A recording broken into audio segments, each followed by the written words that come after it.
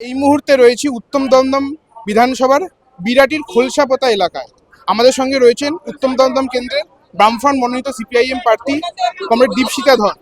প্রথমে সরাসরি দীপশিখাদির সঙ্গে কথা বলবো। দীপশিখাদি, তুমি দীর্ঘদিন ধরে প্রচার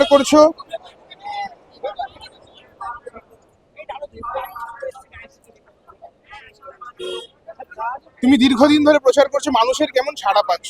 তোমরাই দেখতে পাচ্ছ, রাস্তার মানুষ, সাধারণ মানুষ, তারা প্রত্যেকে বদল চান। তারা সেই বদলের প্রতীক হিসেবে আমাদের আঁকড়ে ধরেছে। এই এলাকার একটা বিপুল অংশের মানুষ, তারা 2016 হতে পারে, 2021 হতে পারে বা 2024 সালে ভোট দিতে পারেননি।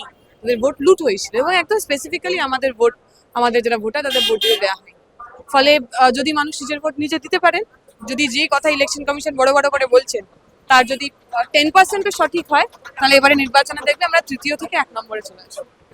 এই দীর্ঘ এলাকা আমি শুনছিলাম এখানে যে বহু বাংলাদেশ থেকে মানুষ সেখানে বসবাস করেছিল এবং অনেক কলোনিও রয়েছে। সেখানকার মানুষকে বিজেপি একটা মানে নাগরিকত্বের নামে বা এর নামে তাদের দিকে নিয়ে যাওয়ার চেষ্টা করেছে। এই যে বিভাজনের রাজনীতি, এই বিভাজনের রাজনীতিকে নিজেরাই দেখতে পাচ্ছেন, যাদেরকে তারা ভোট দিলেন সেই লোকগুলোই এসআইআর করে তাদের নাম কেটে দিয়েছেন। বহু মানুষ, আমরা যখন পাড়ায় পাড়ায় ঘুরেছি, উদ্বাস্তু এলাকা, মতুয়া এলাকা, যারা 70-এর পরের দিকে স্পেশালি এসছেন, তাদের প্রচুর লোকের নাম কাটা পড়েছে। ছেলের নাম কাটা পড়েছে, মায়ের নাম কাটা পড়েছে, 1988 সালে জন্মের সার্টিফিকেট আছে তাও নাম কাটা পড়েছে। এমন বহু সংখ্যক কেস আমরা দেখেছি। ফলে মানুষ তো নিজের জীবন যন্ত্রণায় বোঝেন। যারা আইসিএ এর কখনো গাজর দেখালেন, কখনো এসআইআর এর গাজর চলালেন, কিন্তু আলটিমেটলি এই প্রান্তিক অংশের মানুষকেই সবচেয়ে বেশি ভালনারেবল করে তুললেন। আমার বিশ্বাস মানুষ আর ভুল বুঝবেন না। কলোনি এলাকায় একসময় বামফ্রন্ট সরকার জমির পাট্টা দিয়েছেন, তার আজকে দ্বিতীয় প্রজন্ম তৃতীয় প্রজন্ম তারা নতুন প্রজন্মের সেই অংশকে বামফ্রন্ট সরকারের যে ওই পাট্টা দেওয়ার কথা, সেই লড়াইয়ের কথা, উদ্বাস্তু আন্দোলনের কথা, তারা হয়তো অনেকটা ফিকে হয়েছে। এই নতুন প্রজন্মকে এই লড়াইয়ের কথা কিভাবে তোমরা বোঝাচ্ছ?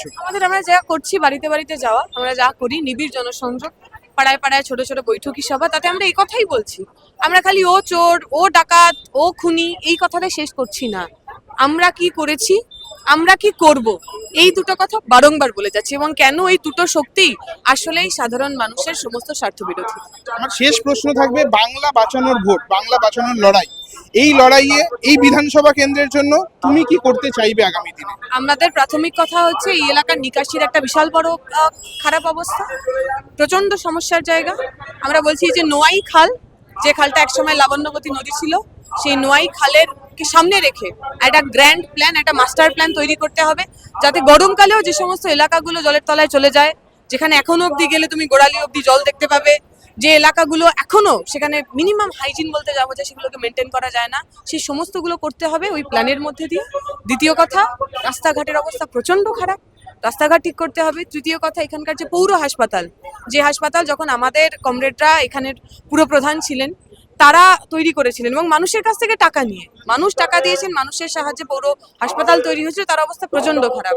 আমাদের যদি মানুষ ম্যান্ডেট দেন, আমরা সেই হাসপাতালটাকে একটা এমন হাসপাতাল করব যে সারা এলাকার লোক, আশেপাশের এলাকার লোকও চিকিৎসার জন্য আমাদের এখানে আসবে। যেমনটা দীপশিখা ধর জানাচ্ছেন, মানুষের ভোট যদি তার পক্ষে থাকে, এলাকার মানুষের লড়াইয়ের কথা বিধানসভায় পৌঁছানো এবং স্থানীয় যে সমস্যা, সেই সমস্যার ধরে ধরে তার পরিবর্তন করা এবং তাকে শুধরানোর চেষ্টা করবেন তিনি।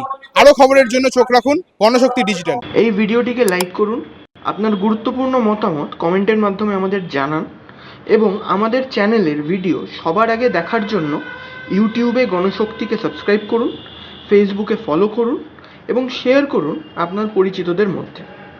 আমাদের চ্যানেলে আপলোড হওয়া ভিডিও নোটিফিকেশন পেতে বেল আইকনটি ক্লিক করতে ভুলবেন না।